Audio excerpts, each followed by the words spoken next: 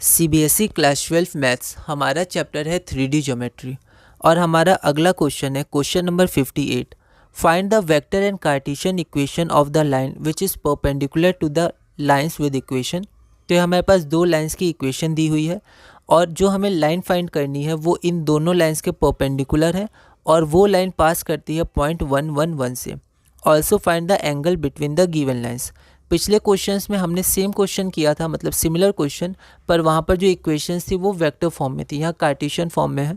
तो यह question all India 2020 में 6 मार्क्स का पूछा गया था। एक बार आप इस क्वेश्चन को ट्राई करिए, फिर हम लोग आगे बढ़ते हैं। तो यहाँ पर सबसे पहले हमने क्या किया, गिवन इक्वेशन लिखी।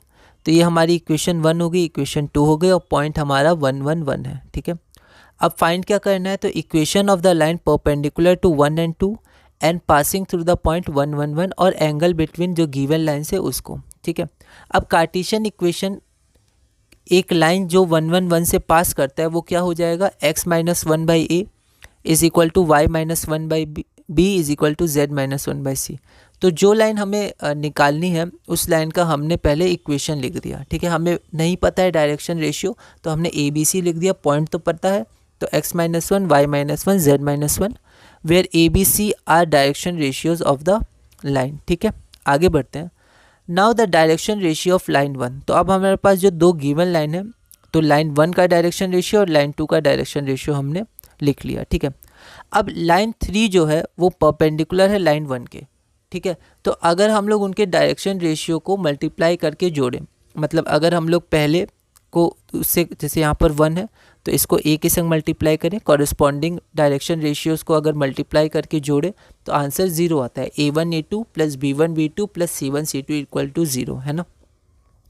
तो यहाँ पर लाइन 3 परपेंडिकुलर है लाइन 1 के, तो a plus 2b plus 4c is equal to 0 और लाइन 2 के भी परपेंडिकुलर है तो 2a plus 3b plus 4c भी इक्वल टू 0 आएगा।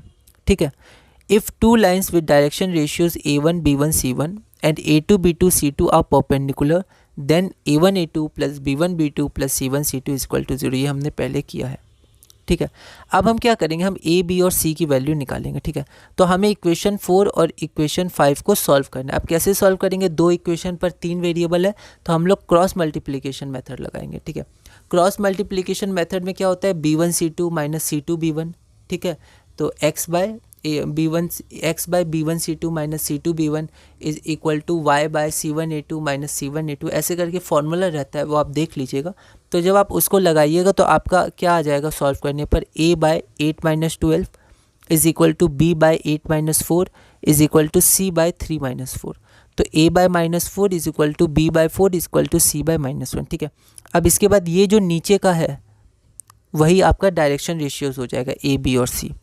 Therefore direction ratio of line 3 are -4 4 -1। यहाँ देखिए, a के नीचे -4, b के नीचे 4, c के नीचे -1, तो -4 4 -1। ठीक है, अब ऐसा हमने किया क्यों, तो आप डायरेक्ट भी कर सकते हैं, एक अलग भी आप तरीका लगा सकते हैं। ठीक है, आप इसको क्या करिए, इसको पहले लेमडा मान लीजिए, है ना। ए बी सी की वैल्यू चाहिए तो a की वैल्यू क्या हो जाएगी, -4 लेमडा। ठीक है, b की वैल्यू क्या हो जाएगी, 4 लेमडा, इधर जाएगा, और c की वैल्यू होगी -1 लेमडा या लेमडा, है ना। अब हम लोग ए बी सी पुट करेंगे। ठीक है, आगे बढ़ते हैं थोड़ा। तो जब हम लोग ए बी सी पुट करेंगे तो ये तीनों अगर हमने डायरेक्ट माना है तो ए की जगह -4 4 और -1, तो आंसर डायरेक्ट आ जाएगा। पर अगर लेमडा के टर्म से मानना है तो एक स्टेप और लगेगा। ए की वैल्यू क्या थी, यहाँ देखिए, ए की वैल्यू आपकी क्या थी, -4 लेमडा, तो आप -4 लेमडा पुट करिएगा ए की जगह, -4 नहीं 4 लेमडा, तो 4 लेमडा पुट करिएगा, -1 लेमडा तो माइनस लेमडा। अब यहाँ से लेमडा आपका कैंसिल हो जाएगा, आप करके नहीं दिखाइएगा तो भी आपका आंसर वही आएगा। x minus 1 by -4 is equal to y minus 1 by 4 is equal to z minus 1 by -1। तो आप इस तरह से ही प्रोसीड कर सकते हैं, कोई दिक्कत नहीं है।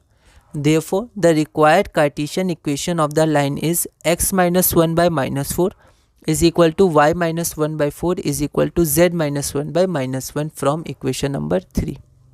ठीक है, और वेक्टर इक्वेशन कैसे निकालेंगे, तो वेक्टर इक्वेशन के लिए हमारा डायरेक्शन रेशियो गिवन है, तो उसका हम लोग पहले पोजीशन वेक्टर निकाल लेंगे। मतलब जो हमारा ए बी सी है तो A I cap plus B J cap plus C K cap. ठीक है, तो -4 I cap plus 4 J cap minus K cap, और जो हमारा पॉइंट है उसका भी position vector I cap plus J cap plus K cap. ठीक है, तो ये हमारा इक्वेशन निकल गया। अब हमें जो गिवन लाइंस थी उनके बीच में एंगल भी फाइंड करना है, तो ऐसा क्वेश्चन हमने किया हुआ है। तो आप क्वेश्चन नंबर 22 एक बार देख सकते हैं, सिमिलर क्वेश्चन 22। तो आपका जो रिक्वायर्ड एंगल आ जाएगा, the required angle between the given two lines is cos inverse 24/√609, जो हमारा रिक्वायर्ड आंसर होगा। अगला क्वेश्चन है हमारा question number 59। Find the vector and cartesian equations of the line passing through the point 213 and perpendicular to the lines. तो हमारे पास दो lines है जिनके ये दोनों इक्वेशन गिवन है, बिल्कुल सिमिलर क्वेश्चन है पहले जैसा, ठीक है। यह क्वेश्चन ऑल इंडिया 2014 में 4 मार्क्स का पूछा गया था। तो सिमिलर क्वेश्चन 58 है, आप उसको रेफर कर सकते हैं, ठीक है, जो हमने अभी पढ़ा।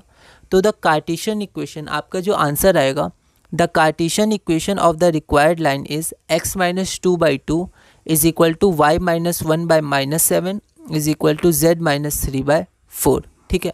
और जब आप वेक्टर इक्वेशन फाइंड करिएगा तो आपका वेक्टर इक्वेशन आएगा r is equal to 2i cap plus j cap plus 3k cap plus lambda 2i cap minus 7j cap plus 4k cap. तो इस वीडियो में हमने क्वेश्चन नंबर 59 तक किया। अगली वीडियो में हम क्वेश्चन नंबर 60 से कंटिन्यू करेंगे और धीरे धीरे इस चैप्टर में आगे बढ़ेंगे।